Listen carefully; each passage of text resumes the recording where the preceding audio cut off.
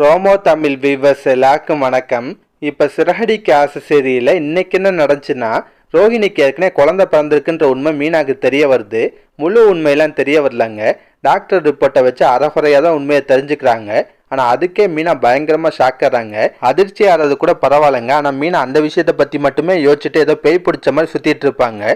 வீட்டில் யாராவது கேள்வி கேட்டால் கூட அதுக்கு ஒழுங்காக பதில் சொல்லாமல் இருப்பாங்க.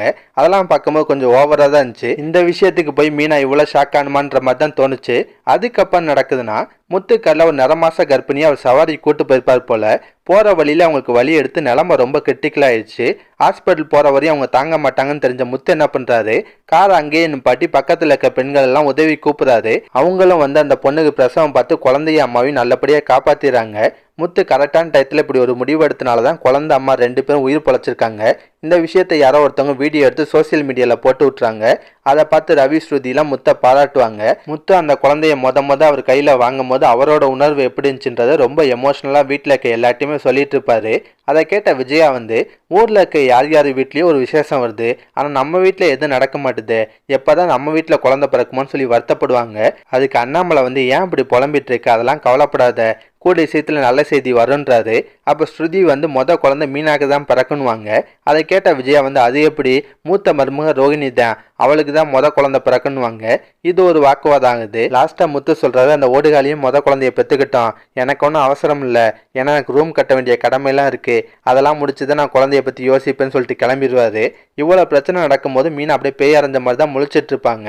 எந்த ரியாக்ஷனும் பெருசாக காட்ட மாட்டாங்க. கடைசியாக நடக்குதுன்னா, ஸ்ருதி வந்து மீனாட்ட பேசுகிறாங்க. மீனா, என்னாச்சு மீனா, ஏன் ஒரு மாதிரி இருக்கீங்க, உடம்பு எதுவும் சரியில்லையான்னு கேட்பாங்க. மீனா அப்பெல்லாம் இல்லைன்னு சொல்லும் போது, உங்களுக்கு முத்துக்கு எதுவும் பிரச்சனையான்னு கேட்குறாங்க. மீனா அதுவும் இல்லைன்றாங்க. வேறு என்ன பிரச்சனையா, ரொம்ப டிஸ்டர்பாக இருக்கீங்கன்னு விசாரிக்கிறாங்க. மீனாவும் ஸ்ருதிட்ட உண்மையை சொல்கிறாங்க. காலையில் நான் என் தங்கச்சி வேலை பார்க்குற ஹாஸ்பிட்டலுக்கு போயிருந்தேன், அங்கே ரோஹிணி செக்கப்புக்காக வந்திருந்தாங்கன்றாங்க. அதுக்கு ஸ்ருதி வந்து, இதில் என்னங்க ப்ராப்ளம் இருக்குது, நார்மல் செக்கப் எதுக்காக வந்திருப்பாங்கன்னுவாங்க. அப்போ தான் மீனா விஷயத்த சொல்கிறாங்க. இல்லைங்க, ரோஹிணியோட மெடிக்கல் ரிப்போர்ட்டில் என்ன இருக்குது தெரியுமா, ரோஹிணிக்கு ஏற்கனவே ஒரு குழந்தை பிறந்திருக்கு, இப்போ அவங்க 2வது குழந்தைக்கு தான் ட்ரை பண்ணிட்டு இருக்காங்கன்றாங்க. அதை கேட்ட ஸ்ருதிக்கு பயங்கர ஷாக் ஆகுது.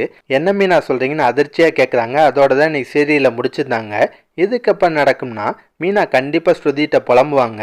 இந்த விஷயம் தெரிஞ்சதுலேருந்து எனக்கு அதிர்ச்சியாக தான் இருக்குது, இதில் எந்த அளவுக்கு உண்மை இருக்குன்னு ஒன்றும் புரியலை, தயவு செஞ்சு இந்த விஷயத்தை அவசரப்பட்டு யார்ட்டையும் சொல்லிடாதீங்கன்றாங்க. ஸ்ருதியும் சரின்னு சொல்லுவாங்க. ஆனால் இவங்க இவ்வளோ நேரம் பேசினதை விஜயா கேட்டுடலாம்.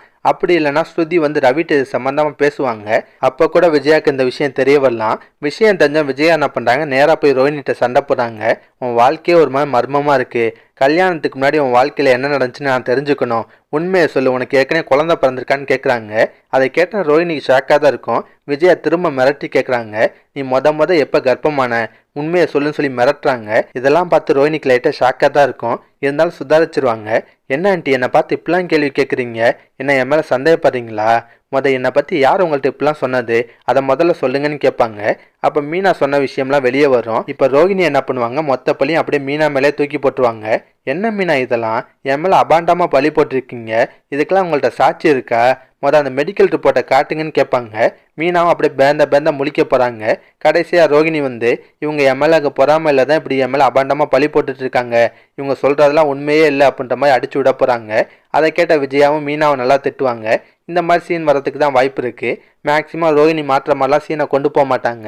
இதெல்லாம் பற்றி உங்கள் கருத்தை நான் மறக்காமல் கமெண்ட்டில் சொல்லுங்கள். இந்த வீடியோ பிடிச்சினா ஒரு லைக்கை தட்டுங்க. நம்ம சேனல் ப்ரோமோ தமிழ் ரிவ்யூ இதுவரை சப்ஸ்கிரைப் பண்ணலாம், ப்ளீஸ் சப்ஸ்கிரைப் பண்ணிக்கோங்க. நான் உடனே சீரியல் அப்டேட் கொடுத்துட்டே இருக்கேன். Bye guys.